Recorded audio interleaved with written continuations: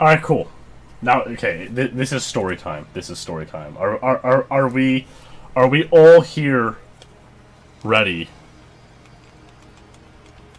for story time?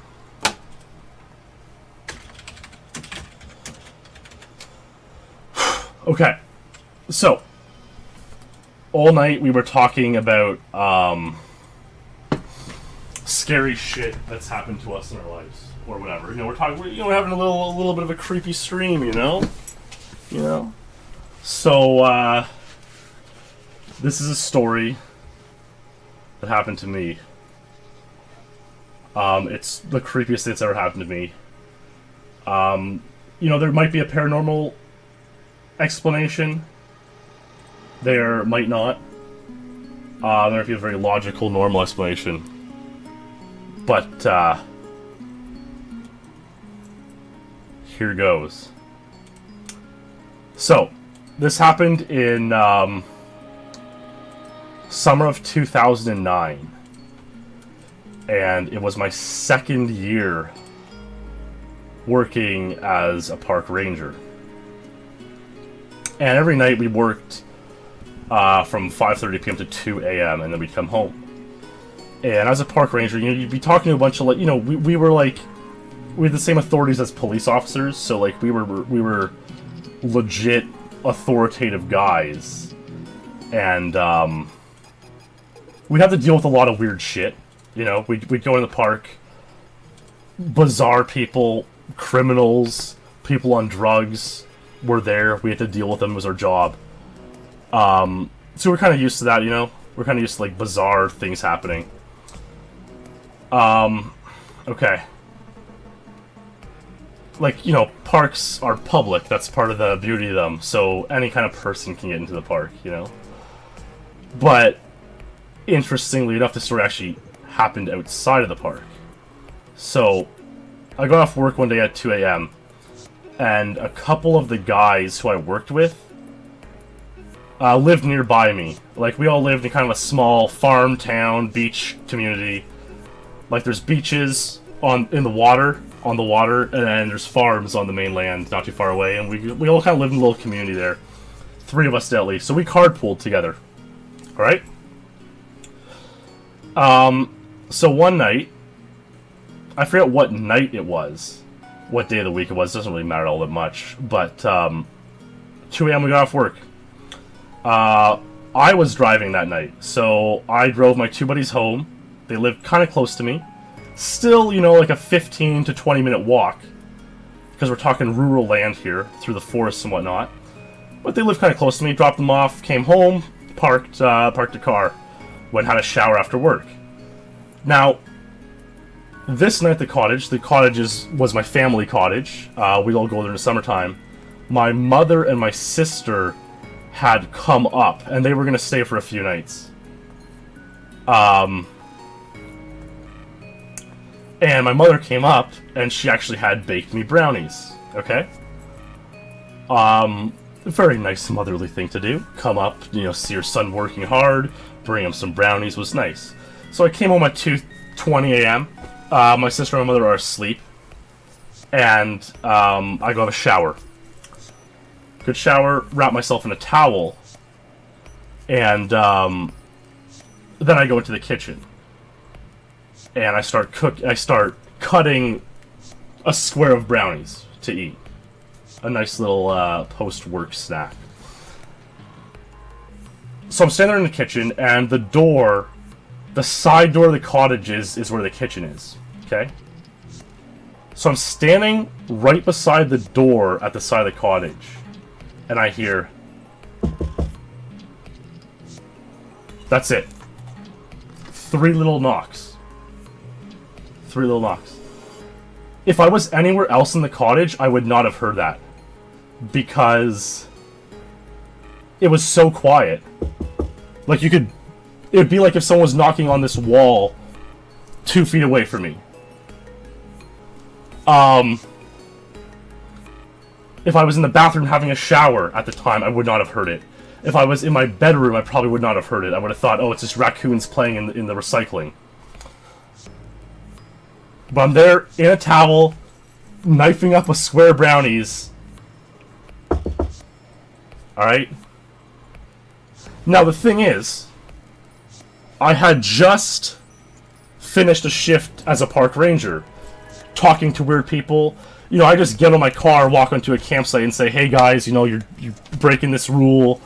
You know, stop doing that. You know, I'd have to be confident and just deal with whoever the fuck I had to deal with. So, instinctually, I hear a knock at the door. I open the door. And I remember quickly in my head, when the knock at the door happened, I didn't really think anything out of the ordinary was happening. I thought it was just kind of like, maybe it was one of my buddies who I dropped off. They wanted to tell me something about, I don't know, some chick at work, or maybe they left something in my car. So I hear the knock, stand there in my towel, I open the door. Who's there? It's a fucking 50-year-old man I've never seen before. A 50-year-old, like, a guy in his 50s, about 6'2", 6'4", gray hair.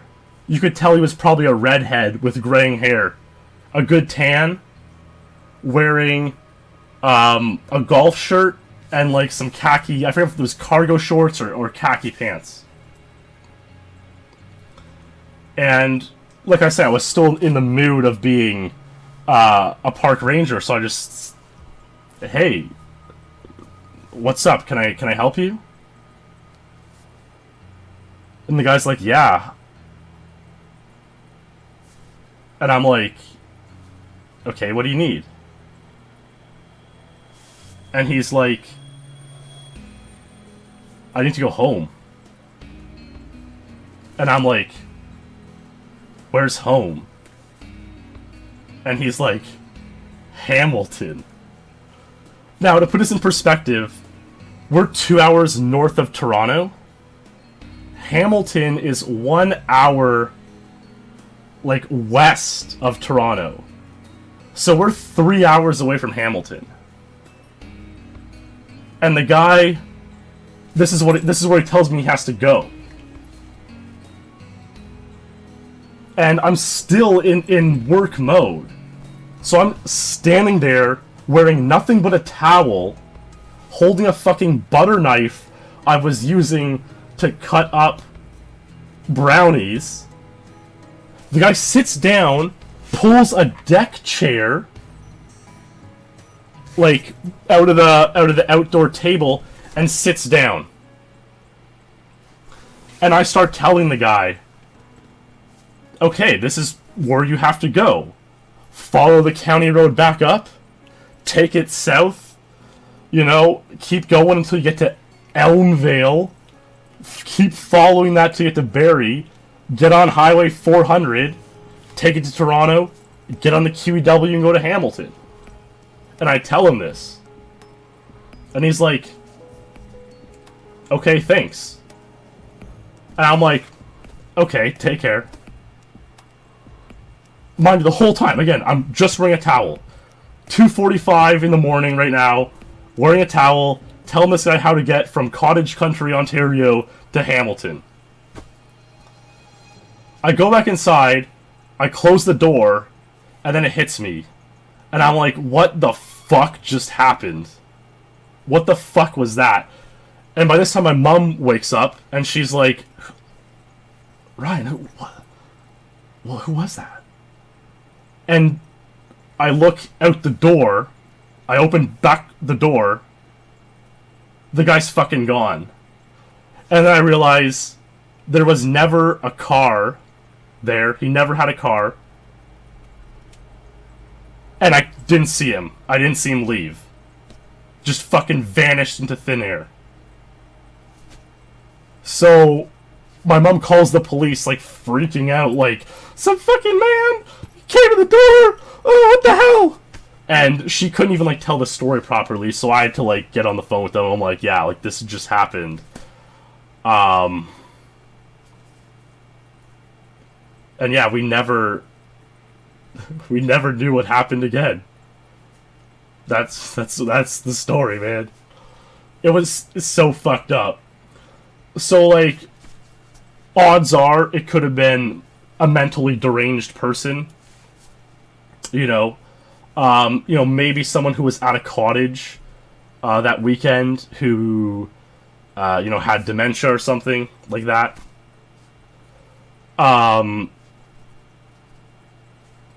But if you want to talk about paranormal phenomenon, it most closely resembles a Man in Black story. Because typical in Men in Black stories, it's a very abnormal situation. Usually, like, you come home to your house and there's a Man in Black sitting in the living room, and you have a full conversation with him before realizing something was bizarre, and they almost always, like, leave immediately and vanish without a trace. And that's pretty similar to what happened. The guy just showed up. I didn't really suspect anything was wrong until after the fact, and he just vanished without a trace. So if you want to take the paranormal, supernatural venue there, that's what it most closely resembles. If you want the rational explanation, some deranged person came to my door, and, like, the amount of things that had to go right, like, I had to be right at that kitchen at the exact time to hear that knock on the door. And, like, it was one night out of so many in the summer that, like, I had someone else there. My mom and my sister were with me.